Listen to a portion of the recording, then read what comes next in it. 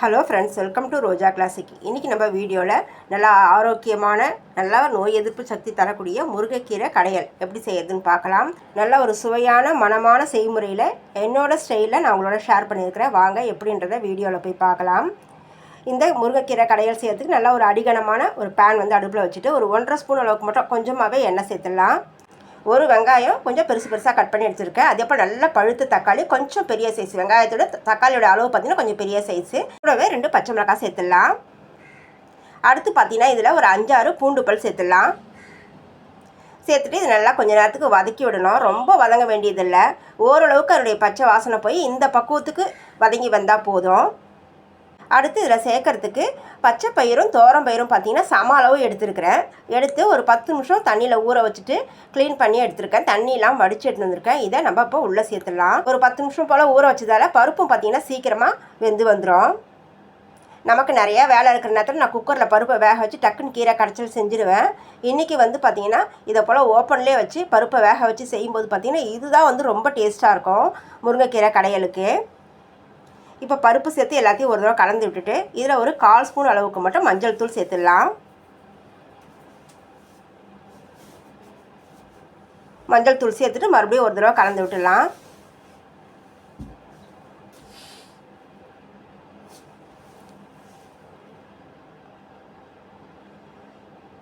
அடுப்பு வந்து ரொம்ப சிம்மில் வச்சுக்கோங்க. வச்சுட்டு இப்போ நம்ம இதில் தண்ணி சேர்த்துடலாம். தண்ணியோட அளவு பார்த்திங்கன்னா நல்லா பருப்பு முழுகிற அளவுக்கு தண்ணி சேர்க்கணும். அதுக்கப்புறமும் கொஞ்சம் தண்ணி சேர்க்கணும். நம்ம எடுத்துக்கிற பருப்புக்கு 1 பங்குக்கு 3 பங்கு அளவுக்கு தண்ணி சேர்க்கணும். ஏன்னா நம்ம குக்கர் மேல் மூடி போட்டு வேக வைக்க போகிறதில்ல, ஒரு தட்டு போட்டு தான் நம்ம வேக வைக்க போகிறோம். அதனால் பார்த்திங்கன்னா தண்ணியோட அளவு கொஞ்சம் அதிகமாக தான் இருக்கணும். குக்கரில் வேக வைக்கிற மாதிரி இருந்ததுன்னா 1 பங்கு பருப்புக்கு 1 பங்கு தண்ணி, 1க்கு 2 தண்ணி சேர்த்தாலே போதும். நம்ம இதை நான் வந்து ஓப்பனில் வச்சே வேக வைக்க போகிறேன், தட்டு போட்டு மூடி. அதனால் இதில் 1 பங்குக்கு நான் 3 பங்கு அளவுக்கு தண்ணி சேர்க்குறேன்.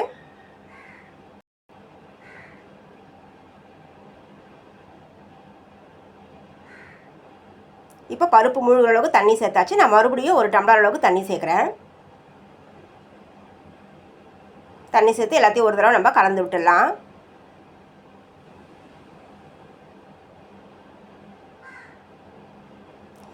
இப்படி கரண்டியை ஒரு பக்கமாக வச்சுட்டு தட்டு போட்டு மேலே வடக்க மூடி வச்சுருங்க.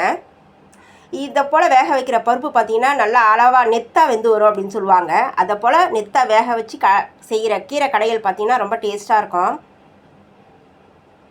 இது வந்து அடுப்பு ரொம்ப சிம்மில் வச்சுட்டு ஒரு 10 நிமிஷத்துலேயே வெந்து வந்துடும்.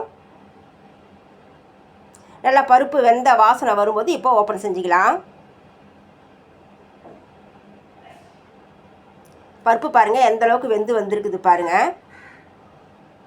நல்லா குழைய வேகலை, ஓரளவுக்கு இந்த அளவுக்கு வெந்து வந்திருக்கு பாருங்கள். அந்த தோரம் பருப்பு பாருங்கள் இந்த அளவுக்கு வெந்து வந்திருக்குது. இது சரியான அளவு. இந்த அளவுக்கு வேக வச்சு செய்கிற கீரை கடைகள் தான் பார்த்திங்கன்னா ரொம்ப ருசியாக இருக்கும். ரொம்ப குழைய பருப்பு வேக வச்சு செய்கிறதோட இப்படி செஞ்சால் தான் கீரை கடைகள் நல்லா ருசியாக இருக்கும். இப்போ இதில் பார்த்திங்கன்னா நல்லா கை நிறைய 2 கைப்பிடி முருங்கைக்கீரையை உள்ளே சேர்த்துடலாம். நான் முருங்கைக்கீரையை நல்லா காம்பு இல்லாமல் ஆஞ்சிட்டு ஒரு அலசிட்டு வடிகட்டி மூலயமா தண்ணியெலாம் வடிச்சிட்டு எடுத்துகிட்டு வந்திருக்கேன். அதை இது உள்ளே சேர்த்துடலாம். சேர்த்துட்டு இதனுடைய கலர் மாறக்கூடாது. அதை போல் அடுப்பை ரொம்ப எப்பயுமே சிம்மில் வச்சுட்டு தான் வந்து நம்ம இதை கலந்து விடணும்.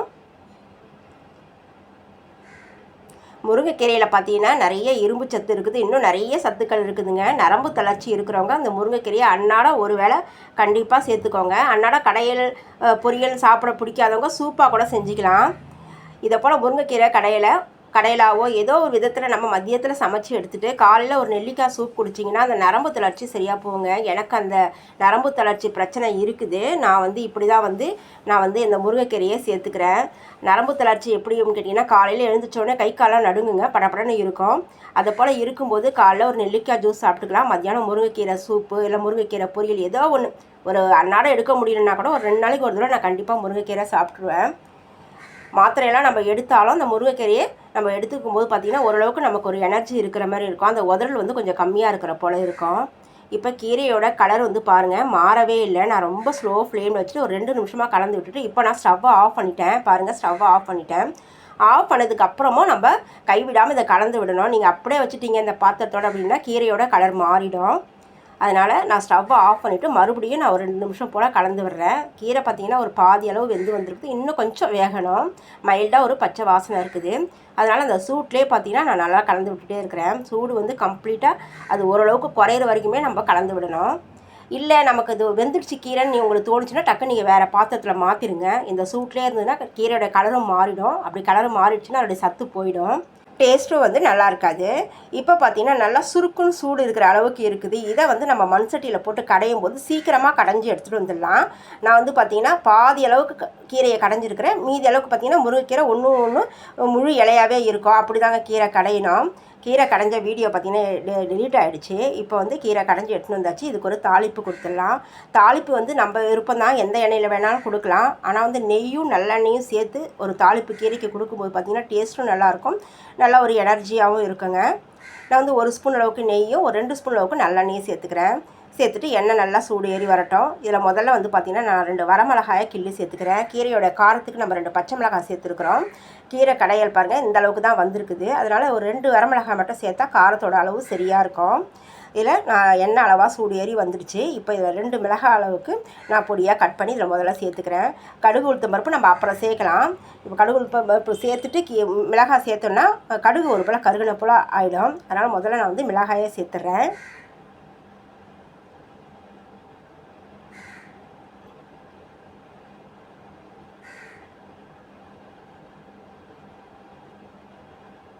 மிளகாய் வந்து லேசாக வறுபட்டு வரட்டும். இப்போ இதில் ஒரு 1/2 ஸ்பூன் அளவுக்கு கடுகு உளுத்தம் பருப்பு சேர்த்துடலாம்.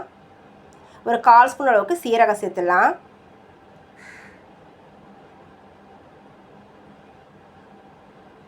மிளகாயும் மைல்டாக ஒரு ப்ரௌன் கலர் தாண்டி லைட்டாக ஒரு பிளாக் கலர் வரணும். அது வரைக்கும் இது வறுபடணும். கடுகும் நல்லா வெடித்து நல்லா ஒரு வாசனையாக இருக்கணும்.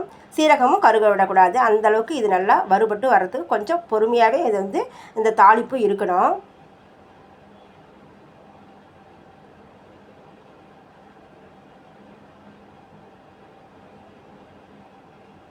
இப்போ இதில் ஒரு 1/4 ஸ்பூன் அளவுக்கு பெருங்காயத்தூள் சேர்த்துக்கலாம்.